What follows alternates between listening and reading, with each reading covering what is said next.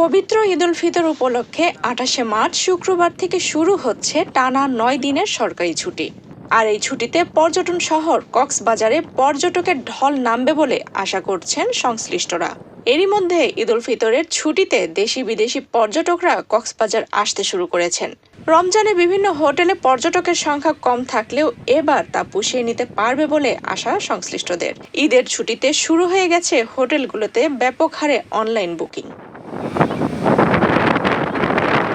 সৈকত পাড়ের ব্যবসায়ীরা জানান, রমজানে ১ মাস পুরো কক্সবাজার এক প্রকার পর্যটক শূন্য ছিল। এতে অনেক লোকসান পোহাতে হয়েছে তাদের।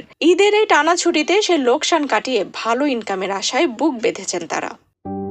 আস্থা, নিরাপত্তা ও প্রগতির সাথে প্রযুক্তির সমন্বয়ে গ্রাহকদের সর্বোচ্চ মানের ব্যাংকিং সেবা প্রদানই কমিউনিটি ব্যাংকের লক্ষ্য। কমিউনিটি ব্যাংক, সবার ব্যাংক।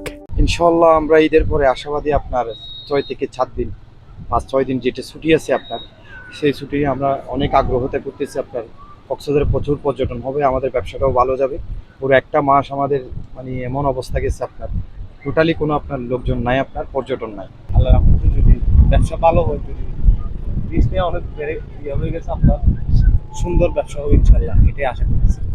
কক্সবাজারের প্রায় ৫ শতাধিক হোটেল, মোটেল, গেস্ট হাউসের অধিকাংশই ৬০ থেকে ৭০% অগ্রিম বুকিং হয়েছে।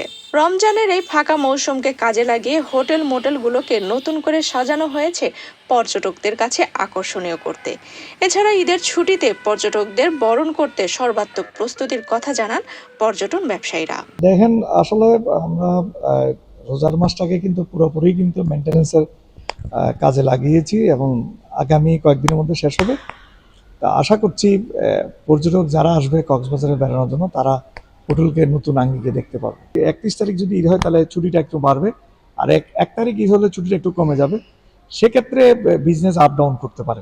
ঈদের সময় আসলে একটি আকর্ষণ থাকে কক্সবাজারের প্রতি মানুষের, সেটা ঈদের সময় সেটা বহুগুণে বেড়ে যায়। কারণ একটা লম্বা ছুটি, এবছর কিন্তু আরও লম্বা, যেটা হলো ৯ দিনের যে টানা ছুটি, এটা আমরা সর্বাত্মক প্রস্তুতি নিয়ে আসি। এই যে আমরা ১ মাস সময় পাই, এই সময়ের মধ্যে আমরা আমাদের রেনোভেশনের কাজগুলো করে থাকি। এবারও আমরা পুরোপুরি প্রস্তুত। আমাদের বিভিন্ন প্যাকেজ নিয়ে আমরা পর্যটকদের সামনে হাজির হচ্ছি। এদিকে পর্যটকদের সার্বিক নিরাপত্তা ও সৈকতে নিরাপদ সমুদ্র স্নান নিশ্চিত করতে সকল প্রস্তুতি নিয়েছে কক্সবাজার ট্যুরিস্ট পুলিশ ও লাইফগার্ড সংস্থাও। ঈদ এবং ঈদের পরবর্তী দিনগুলোতে আমরা অনুমান করছি যে লক্ষাধিক ট্যুরিস্টের আগমন ঘটবে। তো এর জন্য আমরা কিন্তু ২৪ ঘন্টা আমাদের যত ফোর্স রয়েছে আমরা ২৪ ঘন্টা ডিপ্লয়েড করেছি। ২টা পালায় ভাগ করে তারা ডিউটি পালন করবে।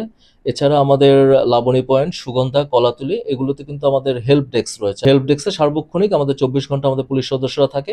এছাড়া আপনি যেটা বললেন যে পর্যটক হয়রানির বিষয়টা, তার জন্য কিন্তু আমাদের মোবাইল টিম এবং স্পেশাল টিম সার্বক্ষণিকভাবে কিন্তু বিচে টহল দেয়। এইবার ঈদে যেহেতু লম্বা একটা ছুটি হচ্ছে, যার কারণে লাখের উপরে পর্যটকের সমাগম হবে।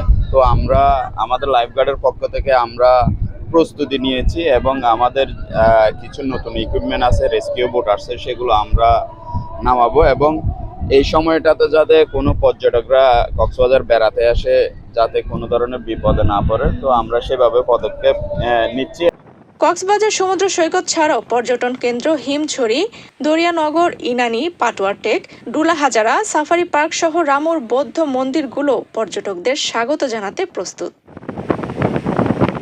আফসানা রিপা, বাংলাদেশ প্রতিদিন।